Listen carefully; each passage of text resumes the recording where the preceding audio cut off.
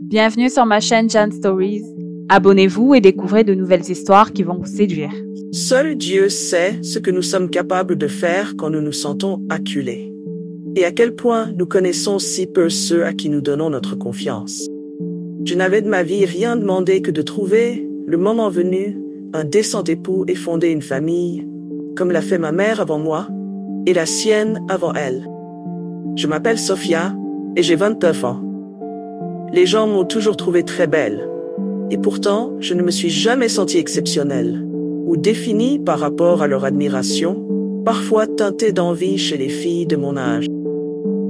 Les hommes ne se contentent généralement pas de m'effleurer du regard en passant, ils s'arrêtent et me regardent longuement avec l'intention manifeste de mieux me connaître, et parfois même un peu trop à mon goût. Mes parents m'ont donné une bonne éducation. Ma mère s'est fait un point d'honneur à m'inculquer dès mon bas âge, avec de solides valeurs morales qui ont forgé mon caractère. J'ai donc toujours été la sagesse personnifiée, faisant toujours ce qu'il faut, comme il faut.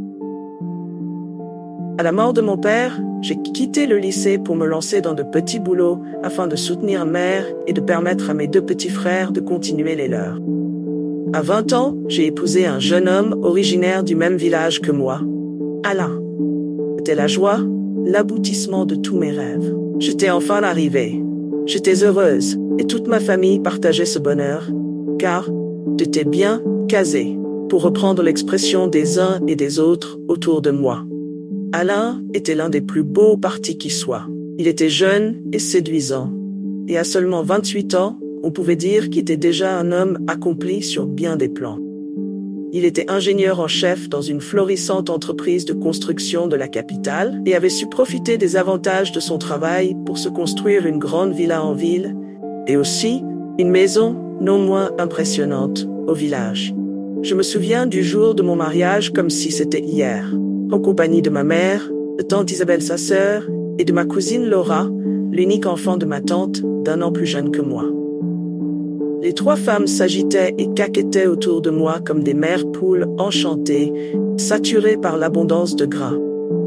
Maman Isabelle, comme je l'appelais, ne cessait de me toucher, de s'extasier devant mon trousseau et mes cadeaux, tout en priant le ciel d'accorder très bientôt la même grâce à sa fille Laura, et me demandant aussi de ne pas les oublier dans mon bonheur. « Jure-moi que tu épauleras toujours ta sœur, ma Sophia. » Elle parlait de Laura, bien entendu, et je ne cessais de la rassurer. Je crois aujourd'hui qu'au plus profond de son cœur, ma tante priait autant pour mon malheur que pour le bonheur de sa fille. Nous avons grandi ensemble, ma cousine et moi, dans le même quartier de la capitale. Elle avait pour habitude de m'imiter en tout. Elle avait même abandonné ses études, juste pour faire comme moi. Tout en me jalousant parfois ouvertement, sans que cela écorne l'affection que j'avais pour elle, elle me suivait partout comme mon ombre. Notre grand-mère savait d'ailleurs la remettre à sa place quand elle dépassait les bornes. Je l'avais entendu un jour lui dire que l'aura que dégageait ma personne provenait moins de mon physique que de ma lumière intérieure. Laura n'était pas moche, elle était plutôt quelconque. Ce qui était justement vilain en elle venait de son intérieur. Elle était malveillante et avait une forte propension à la paresse. Elle avait l'art de louvoyer dans toute situation et de profiter des efforts des autres. Ma mère disait qu'on ne pouvait pas trop blâmer cet enfant parce qu'elle avait de qui tenir. Elle faisait allusion à sa sœur aînée Isabelle qu'elle aimait certes beaucoup, mais dont elle déplorait aussi la nature peu profonde. Laura avait été une enfant très seule et négligée. Elle ne savait même pas qui était son père. J'avais appris que longtemps avant ma naissance, ma tante Isabelle s'était mariée et n'avait pas supporté les contraintes du mariage pendant plus de 2 ans. Elle voulait briller, tout avoir à moindre coût, profiter des avantages d'une relation sans y rien sacrifier. Elle avait passé sa jeunesse à courir d'un homme à l'autre, espérant en vain trouver celui qui serait assez mordu pour l'entretenir et la couvrir d'or à vie. Aujourd'hui, elle était vieille et vivait au croche de ma mère. Et d'aussi loin que remontaient mes souvenirs, avait toujours eu devant notre porte un étal de vente de détail de fruits et légumes frais qu'elle allait tous les week-ends acheter dans les marchés des villages environnants. Alain était un mari aimant et prévenant. À ses côtés, le temps s'écoula avec une aisance qui n'eut d'égal que sa générosité, autour de laquelle nos vies s'étaient très vite organisées. Il n'y avait plus de soucis pour la scolarité de mes frères, et ma mère ne continuait son petit commerce que par habitude et non plus par nécessité. Moi aussi, j'avais repris mes études. Tout aurait été parfait si j'avais pu moi aussi apporter de façon significative la moindre pierre au bel édifice de notre nouvelle famille, en nous donnant une progéniture. Mais les mois passaient, les années défilaient, et mes rêves de devenir mère ne se concrétisaient pas. Le vent de tristesse qui soufflait en permanence dans nos cœurs emportait progressivement l'amour et la confiance d'Alain à mon égard. Sa déception et son désarroi me consumaient. J'étais rongée par la culpabilité, convaincue d'être la seule cause du problème. Ils m'avaient affirmé s'être fait rassurer par leur médecin de travail. J'étais donc seule responsable de ce désert. C'est dans ce climat de crispation et de malaise grandissant qu'un esprit malveillant s'avisa de mettre son grain de sel dans le moteur en perte de vitesse de notre ménage. Quelqu'un fit croire à mon mari que j'avais entretenu une relation extra-conjugale lors de ma dernière année d'études secondaires avec un de mes professeurs. Il s'était suicidé cette même année, peut-être même à cause de moi. Le calomniateur fut assez malin pour situer son histoire dans le passé, en impliquant quelqu'un qui ne vivait plus. Alain le crut et laissa le venin de la désillusion, des regrets et du doute corrompre son esprit qui avait dorénavant de moi l'image d'une femme frivole, qu'il avait trompée dans le passé et qui continuait sans doute à le faire. Ces accusations me prirent au dépourvu quand il me les lança à la figure, ivre de rage et de chagrin. Au cours d'une violente dispute, je fus tellement assommée que je restai muette pendant un moment. Il prit sans doute mon silence pétrifié pour un aveu, car malgré mes cris et mes pleurs, jamais il ne voulut par la suite accorder foi à mes dénégations, encore moins me dire d'où il tenait ces horreurs. Je le soupçonnais un moment d'avoir inventé cette histoire pour se débarrasser de moi à cause de mon infertilité. Mais non, il était trop bouleversé et trop anéanti pour que ce soit une ruse. Ma belle-mère, alors. Ce genre d'attaque sournoise pouvait bien venir d'elle. C'était peut-être l'arme fatale qu'elle avait trouvée pour sortir définitivement la femme stérile que j'étais de leur vie. Elle vivait avec nous depuis notre mariage. Je crois qu'elle s'était incrustée chez nous pour m'avoir à l'œil et sans doute protéger son fils de moi ou tout simplement pour me pourrir la vie. Elle ne m'avait jamais accepté et m'avait cataloguée dès le début comme une profiteuse. Le genre de femme qui ne savait faire autre chose que mener les hommes par le bout du nez. Mon incapacité à procréer par la suite n'avait fait que cristalliser son hostilité à mon endroit. Quoi qu'il en soit, la graine de la division ainsi semée, elle se fit un point d'honneur à entretenir la rancœur dans le cœur de son fils, et une atmosphère de guerre permanente dans la maison, par des allusions, des insinuations et des demi-vérités subtilement distillées qui maintenaient en permanence Alain sur la brèche, que dis-je, sur le pied de guerre. Il m'accusait de tout et de rien. Le plus horrible, c'est qu'il m'accusait aussi de me complaire dans notre vie sans enfant. Ma mère t'avait bien cerné dès le début, me lança-t-il un jour d'un ton de suprême mépris. Je crois que ne pas avoir d'enfant t'arrange bien. Tu ne cherches qu'à t'amuser avec mon argent. Je me contraignis à garder mon calme, mais tout mon être, écrasé par ses propos injustes et blessants, se ratatina sous la douleur. J'étais à l'agonie chaque mois en voyant mes espoirs de maternité se réduire en flots de sang que je ne savais comment refouler. Je passais le clair de mon temps à me faire tripoter par les médecins, à courir les laboratoires d'analyse médicale entre prise de sang et prélèvement dont les résultats ne montraient rien d'anormal. Ma mère, qui partageait totalement ma douleur, était convaincue qu'on m'avait mystiquement bloqué, me traînait à longueur de temps chez tous les tradipraticiens de son répertoire. J'avais déjà avalé toutes sortes de potions et de mixtures dégueulasses dont certaines me rendaient malade pendant des jours. J'étais prête à en avaler pire encore pour voir mon mari heureux, pour le retenir près de moi au lieu de le voir tous les jours s'éloigner comme c'était le cas. Ton travail prenant et stressant n'arrangeait pas les choses. Son patron était un vrai esclavagiste. C'était un jeune homme d'affaires dynamique. Un jeune loup aux dents très longues qui avait un succès fou dans la sphère des marchés publics.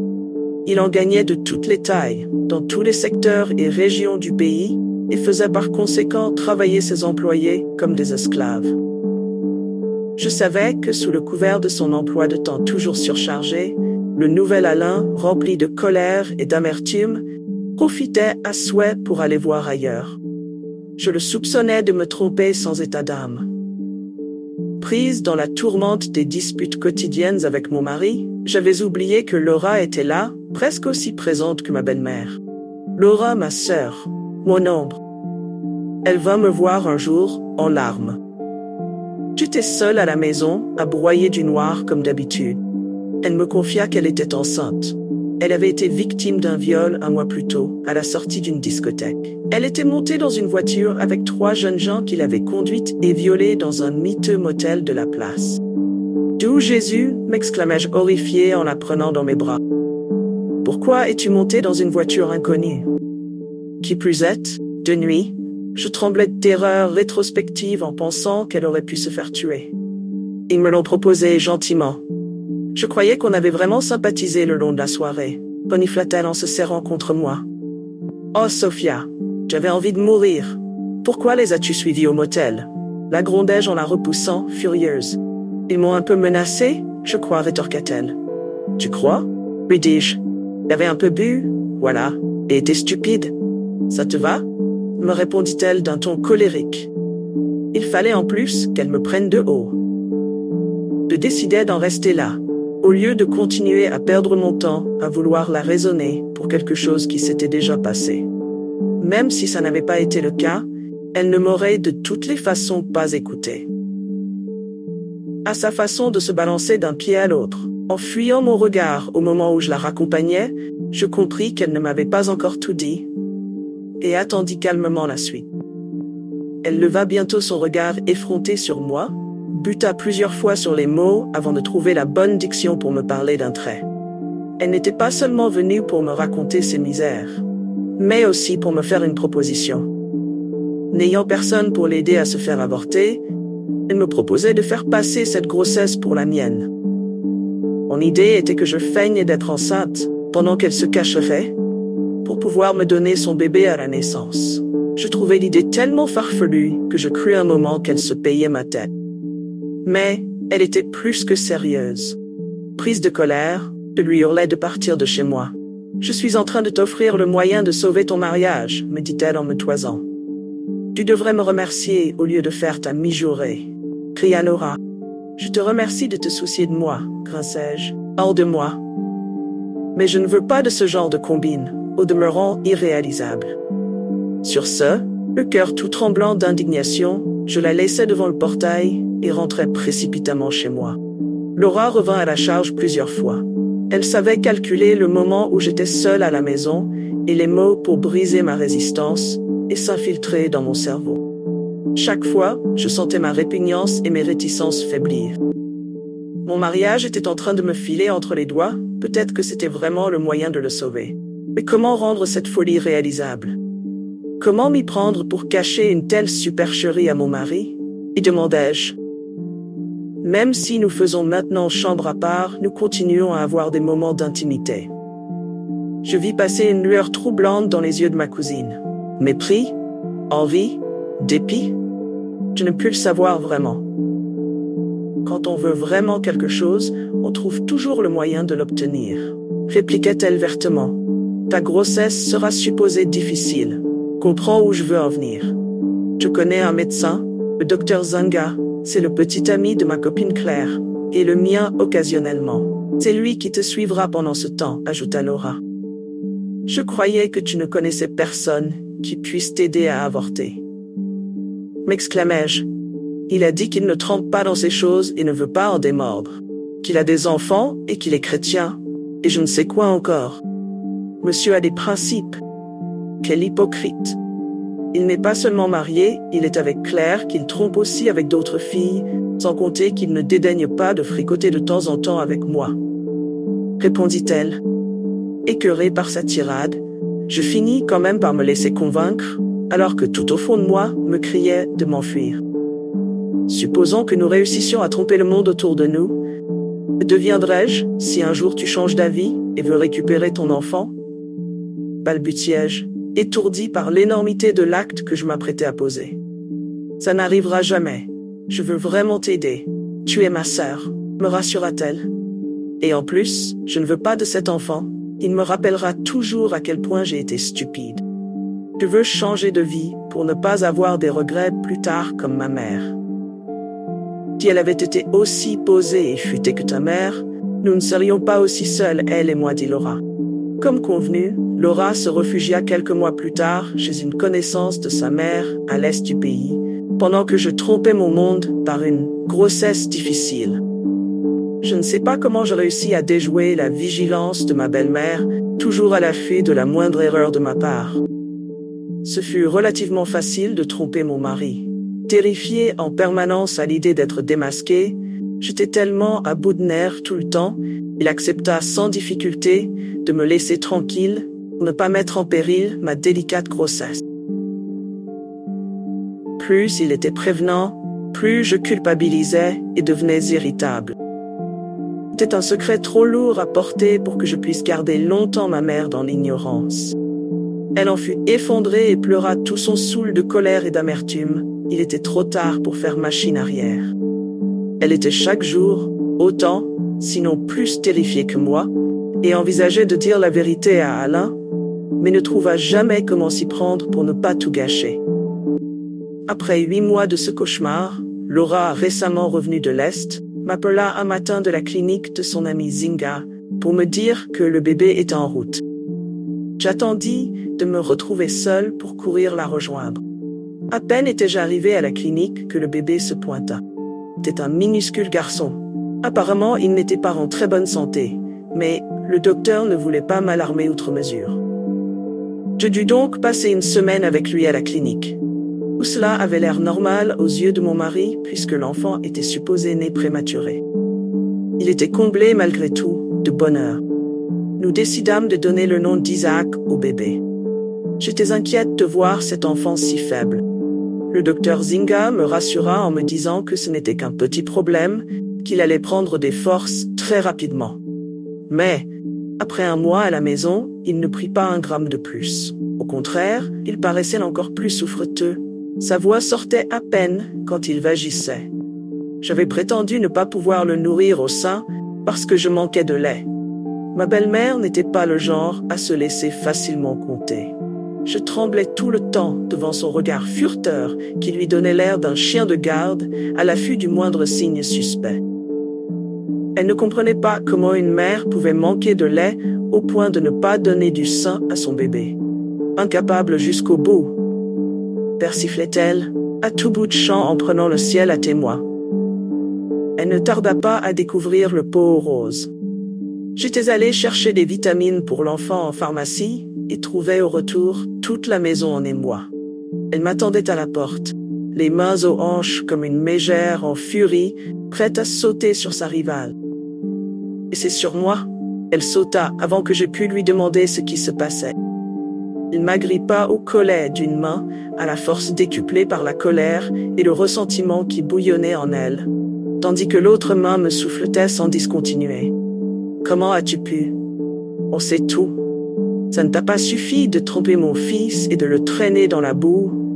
Quand je réussis enfin à lui échapper, je me précipitais, plus morte que vive dans la maison, et restais pétrifiée sur le seuil devant le spectacle de mon mari avachi dans le fauteuil, la tête prise dans ses mains, pleurant comme un enfant. « Je suis... » m'entendis-je commencer d'une voix qui semblait venir d'ailleurs. Mais il ne me laissa pas aller plus loin, et fondit sur moi avec toute la force de son désespoir. Je ne me réveillai qu'1 semaine plus tard à l'hôpital, avec une tête encore entourée de bandages. Ma mère à mon chevet avait les yeux gonflés d'avoir versé toutes les larmes de son corps. Elle avait pleuré d'avoir failli me perdre, et aussi sur les ruines de nos vies, car le scandale provoqué par mes actes était d'une ampleur sans précédent. J'appris que par les soins de Laura et de sa mère, ma supposée histoire était sur toutes les lèvres, de la ville au village. L'histoire qu'elle me rapporta avait cependant très peu de choses à voir avec la vérité. Toutes les deux, nous connaissions. Laura avait raconté à qui voulait l'entendre que j'avais simulé une grossesse dès le moment où elle m'avait appris qu'elle était enceinte et avait volé son bébé qu'on avait fait passer mort-né. Fort heureusement, elle avait eu des soupçons parce qu'elle était sûre d'avoir entendu son bébé pleurer à la naissance. Elle avait alors fait faire en secret un test ADN à l'enfant que je prétendais avoir mis au monde. C'est à ce moment que je réalisais que tout n'avait été que tromperie et traquenard depuis le début, et j'avais été assez stupide pour tomber dans le piège. Mais pourquoi ? Me demandai-je effondré. Pourquoi et comment arriver à de telles extrémités ? Elle menaçait même de déposer une plainte contre moi. Elle avait monté tout ce complot avec la complicité de son amant Zinga. Elle disait être plutôt le mien.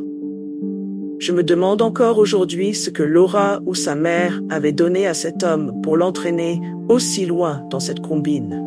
Ma mère était prête à parier qu'il y avait une odeur de sorcellerie en dessous. Je sus aussi par mon frère que Laura s'était installée chez moi sous prétexte de devoir prendre soin de son bébé en attendant ce que déciderait mon mari. Ce dernier, une fois assuré que j'étais hors de danger, envoya dire qu'il ne voulait plus jamais me voir, que je devais oublier le chemin de sa maison et accepter le divorce à mes torts. Sinon, il ne continuerait plus à étouffer l'affaire et laisserait Laura me poursuivre en justice pour vol de bébé. C'était la prison assurée pour moi. À ma sortie d'hôpital, malgré ces menaces, je cherchais à rencontrer mon mari pour tenter de m'expliquer avec lui et le supplier de me permettre de récupérer quelques effets personnels chez lui. Ce fut en pure perte. Il ne répondait pas à mes appels, et même par numéro inconnu, il me raccrochait au nez sans autre forme de procès quand il reconnaissait ma voix. L'accès à la villa m'était interdit. La maisonnée, et même les voisins, tous acquis à la cause de Laura, étaient prévenus contre moi. Quand j'essayais de m'y rendre, je constatais aux mines haineuses et farouches de ces derniers que je risquais de me faire lyncher si je m'aventurais une deuxième fois dans les parages. Mon petit frère m'avait trouvé une petite chambre à louer dans un quartier assez lointain, que je ne puisse pas y rencontrer mes anciens voisins ou ceux de ma mère, ou encore des ressortissants de mon village. Après 5 mois de recherche, en vivant du seul soutien de cette dernière, je trouvai enfin un petit boulot d'hôtesse chargé des saisies de moindre importance dans un secrétariat public dénommé Business Center Orion. Mais la peur revint me tarauder quelques semaines après, quand je sus que M. Félix, le propriétaire de la structure, était le petit frère de M. François, le patron d'Anna. Décidément, le passé me poursuivait, où que je n'allais. Devrais-je quitter la ville pour être sûr de vraiment le laisser derrière moi ? Me demandai-je, rongé par l'inquiétude. Heureusement, les mois passèrent sans que je visse M. François pointer son nez chez nous. Je travaillais depuis près d'1 an quand ma mère, très bouleversée, vint m'annoncer le décès du petit Isaac, le fils de Laura. J'en fus vraiment peiné. Cet enfant avait été le mien pendant quelques semaines. Je m'étais attaché à lui, malgré ou à cause de sa santé fragile. Il souffrait depuis sa naissance d'une malformation congénitale qui empêchait le développement normal de la plupart de ses organes vitaux, quelque chose du genre, me dit ma mère qui n'en savait pas grand-chose. Mais ce qui la bouleversait était moins la mort de l'enfant que le fait que Laura ne décampait pas toujours de chez Anna, plus de 2 semaines après la disparition de l'enfant. Elle venait de comprendre que cette fille n'était pas entrée dans cette maison dans l'intention d'en partir un jour. Sachant à présent de quoi étaient capables Laura et sa mère, elle ne voulait pas voir Alain s'enfoncer davantage dans leur piège. Alain avait été plus qu'un fils pour elle. Et si par ma conduite inqualifiable, j'avais ruiné notre vie commune, il gardait une place importante dans son cœur. Et elle se souciait de son devenir. Elle me suppliait donc d'essayer encore de lui parler. « Je ne peux pas, maman. Je ne me sens pas le courage de retourner là-bas. Et il ne veut pas me voir. » Elle insista. « Tu ne vas pas passer toute ta vie à te cacher. Tu dois lui dire ce qui s'est réellement passé. Tu lui dois cela, ma fille. » Ce dernier argument fut ce qui me décida à accepter. J'étais la seule à blâmer dans toute cette histoire. Oui, je lui devais la vérité, et au fond de moi, Je n'avais pas renoncé à lui. J'ai pris une semaine pour me préparer mentalement. Comme il fallait s'y attendre, il refusa de me recevoir et demanda à la sécurité de me virer de l'immeuble. La plupart de ses collègues me connaissaient et je réalisais qu'ils savaient pourquoi on n'était plus ensemble. À leurs yeux, je n'étais rien de moins qu'un monstre qui serait en prison, n'eût été la magnanimité d'Alain et surtout celle de ma cousine. Humilié et accablé, je rentrais chez moi, résolu à ne plus jamais remettre ça, et peut-être même à ne plus jamais remettre les pieds dehors. Non seulement je trouvais le courage d'aller travailler le lendemain matin, mais aussi celui de retourner 2 jours plus tard au bureau d'Alain. L'imaginer dans les bras de Laura me déchirait le cœur depuis des mois, car je savais qu'elle n'avait pas aménagé chez lui pour être ailleurs que dans son lit, et connaissant les hommes, j'imaginais le pire. Mais l'idée de le savoir entre les serres de rapace de tante Isabelle et de sa fille m'était insupportable et me donnait tous les courages. On était en milieu d'après-midi. Je pris soin d'attendre dehors, dans un coin du parking. Là, j'étais sûr d'intercepter Alain à l'entrée ou à la sortie. La voiture Toyota que j'avais aussi l'habitude de conduire n'était pas en place, mais je ne m'en inquiétais pas outre mesure. Il avait l'habitude d'utiliser un des pick-up de la société, et il lui arrivait aussi de sortir en journée pour des impératifs de service, surtout quand ils avaient un chantier en ville. Je poireautais jusqu'en fin de journée, et au lieu de mon mari, c'est sur son patron que je tombais. J'étais assise sur le coin d'une bordure de stationnement. Mon soulagement de n'avoir pas été repéré par lui quand il me dépassa d'un pas pressé fut de courte durée, car à peine eut-il fait 2 mètres qu'il revenait sur ses pas. Il avait dû repérer du coin de l'œil, sans y faire attention, ma silhouette en boule dans un coin, et décidé pour une raison que j'ignore, de retourner vérifier. Dominant mon embarras, je me mis prestement debout quand il se planta devant moi. Son regard s'est écarquillé de surprise quand il m'a reconnu. Puis, je l'ai vu passer par toutes les nuances de la colère et du mépris, mais aussi de la curiosité. C'était la première fois depuis le début de cette affaire que j'affrontais aussi de près un regard de mon passé. Et celui-ci n'était pas des moindres. C'était celui de Monsieur François, le grand patron de mon mari. Il me connaissait très bien. Alain et moi avions été quelques fois chez lui à des occasions de fêtes de travail ou d'anniversaire de son fils qu'il élevait seul depuis la mort de sa femme. Celle-ci était décédée seulement quelques mois avant mon mariage, en mettant cet enfant au monde. Derrière ce regard froid et scandalisé, je pus saisir toutes les horreurs qui s'étaient colportées sur moi ces derniers temps, avant de m'effondrer sous le poids de la culpabilité, des regrets, des remords et de la souffrance qui me rongeaient depuis des mois. Mes genoux fléchirent d'eux-mêmes et je me laissai tomber au sol en pleurant. Mais je trouvais au fond de moi le courage de balbutier entre mes sanglots que c'était un complot de Laura et de ma tante qui avait tout manigancé pour briser mon ménage. Ma détresse dut l'émouvoir car il m'apprit qu'Alain était en mission d'inspection dans le nord du pays.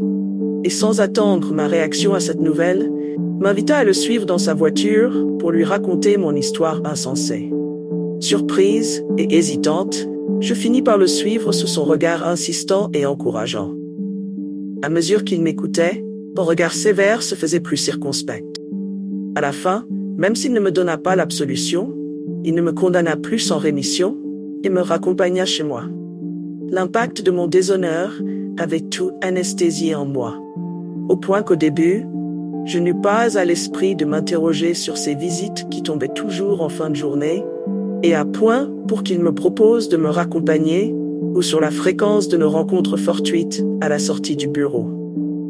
Quand je réalisai enfin qu'il était en train de me draguer sans vergogne, je fus consterné. Je me sentis prise au piège, entre la peur de perdre mon travail et celle de me retrouver au cœur d'un nouveau scandale plus retentissant que celui dans lequel j'étais encore empêtrée.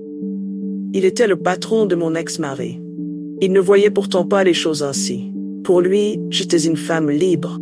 Et mon mari était déjà passé à autre chose. Il m'apprit qu'il lui avait conseillé de se méfier de Laura, qu'elle était dangereuse et qu'il pouvait s'amuser avec elle, pas plus, tout comme il voulait le faire avec moi. Ne puis-je m'empêcher de penser, Il se croyait irrésistible et me prenait-il pour un fruit mûr qu'il lui suffisait de tendre la main pour cueillir? Il ne me connaissait pas. J'avais une fois perdu la tête et accepté de marcher dans la combine de Laura, mais je restais profondément ancré dans les principes cardinaux de la morale. J'étais donc une fille du passé, et pas vraiment éblouie par son prestige, et à sa fortune au point de me jeter de façon inconsidérée dans ses bras. Ma réserve et ma résistance ne faisaient qu'exacerber la passion et la détermination de François à me conquérir. Je me demandais sans cesse ce qu'il pouvait bien me trouver. Il pouvait avoir toutes les femmes raffinées du monde à ses pieds, alors que moi, je n'étais qu'une femme du peuple, presque inculte, une délinquante en sursis.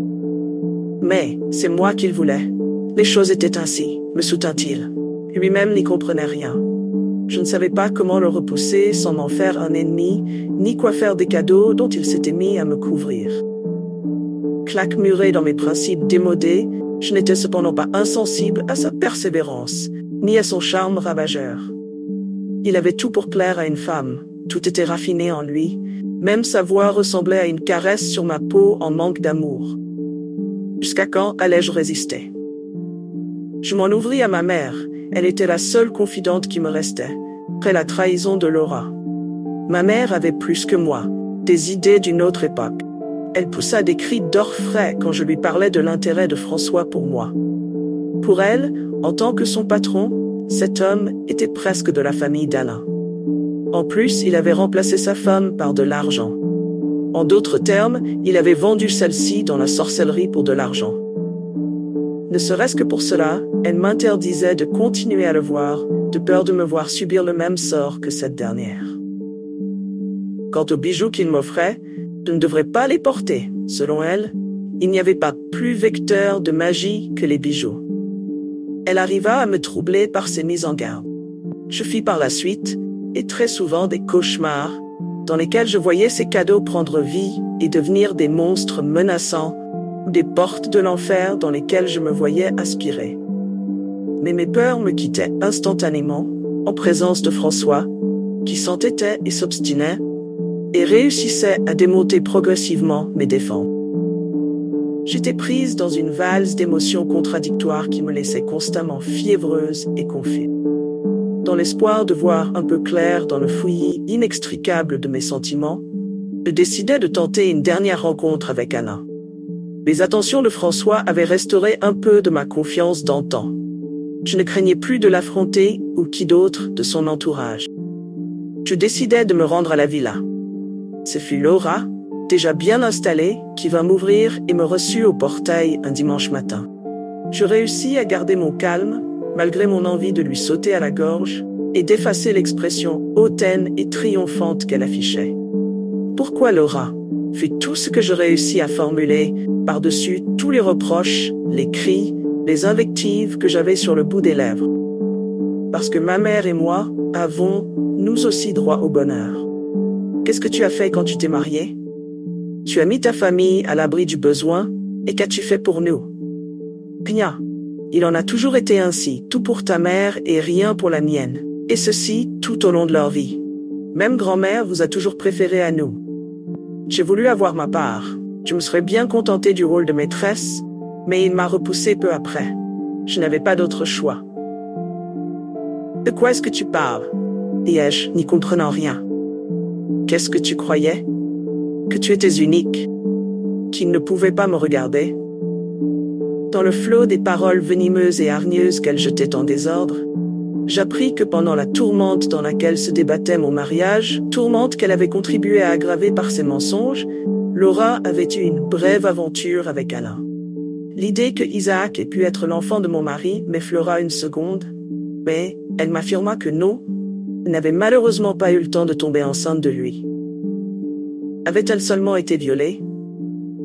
Oui, elle l'avait bel et bien été, et avait décidé d'utiliser l'enfant pour se venger de moi et mettre le grappin sur mon mari. Elle était sûre maintenant de le garder car elle ne doutait pas de retomber enceinte très vite. Cette fois-ci, de lui. J'ai quelque chose que tu n'as pas. J'ai un vrai ventre de femme, moi. Il n'est pas vide comme le tien. acheva-t-elle en me tirant la langue dans un dernier geste moqueur et d'une vulgarité écœurante. Toute retournée et déchirée, je me suis enfuie, sans plus chercher à savoir si Alain était là ou pas. Éteinte à l'intérieur, j'ai traversé les rues dans un état second sans avoir conscience de rien, jusqu'à ce que des cris et des klaxons intempestifs me réveillent, cerné de voitures au milieu d'une chaussée. Une rage folle m'a saisi, s'est enflée pour chasser en moi toutes mes peurs, mes appréhensions, mes hésitations et mes doutes. Décidé à transgresser toutes ces règles que je m'imposais depuis des mois, j'ai appelé François. Qu'il soit un fruit défendu, ou un coureur de jupons, ou un ange de la mort, j'étais décidé à ne plus lutter contre mes sentiments et à goûter aux délices de cette passion qui me poussait vers lui, que je me refusais jusque-là. Ce soir-là, j'ai accepté dans le torrent du destin et l'ai suivi chez lui.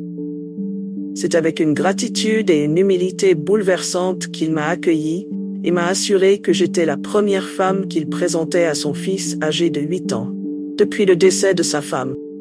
Cette première nuit ensemble fut d'autant plus inoubliable qu'elle était l'aboutissement d'une longue attente qui avait mis sa patience et innocence à rude épreuve. La passion débordante et le raffinement de François déteignaient chaque jour sur moi et révélaient la vraie femme qui était en moi. Je profitais autant que possible de ces moments uniques que je passais avec lui, car les sachant sans lendemain.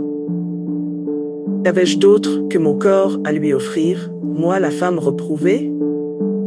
Je ne cherchais donc rien d'autre que de panser mes blessures et de me faire dorloter, et ne m'attendais pas à ce qui arriva peu après.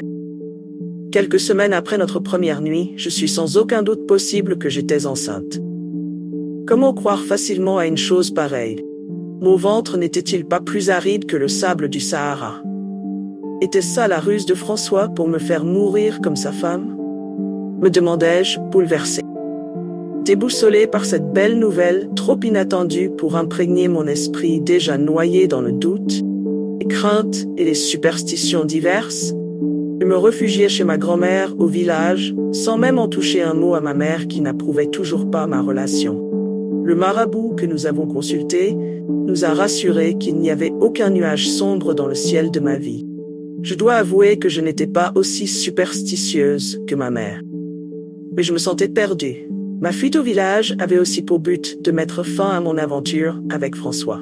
Je voulais ainsi prendre les devants, convaincu qu'il allait me tourner le dos en m'accusant de vouloir le piéger avec cette grossesse. N'avais-je pas déjà une affreuse réputation dans l'art de la tromperie en la matière? Mais celle-ci était vraie, inespérée, que dis-je, miraculeuse pour moi.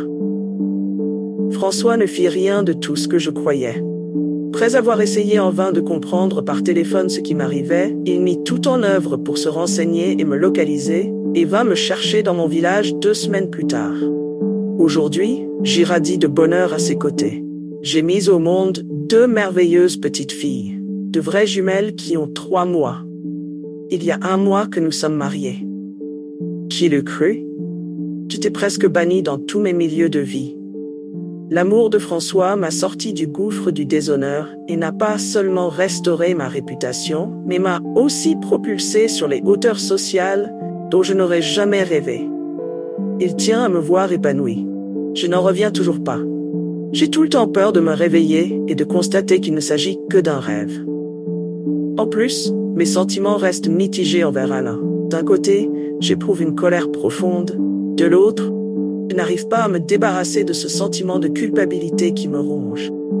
J'ai l'impression d'avoir ruiné sa vie, alors que la mienne s'est plutôt reconstruite, et en mieux.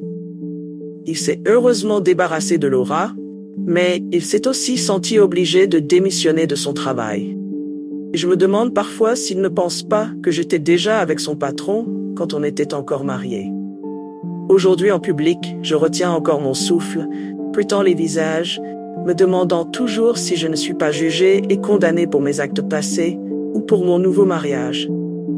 Je ne cesse de chercher ce que cachent les sourires et les courbettes auxquelles a droit la femme de François Zouquet. Ai-je tort de me sentir parfois pas à la hauteur de mon incroyable bonheur, que je n'échangerais pourtant contre rien au monde? Comment vous vous sentiriez à ma place? Merci d'avoir regardé laissez un commentaire et partagez.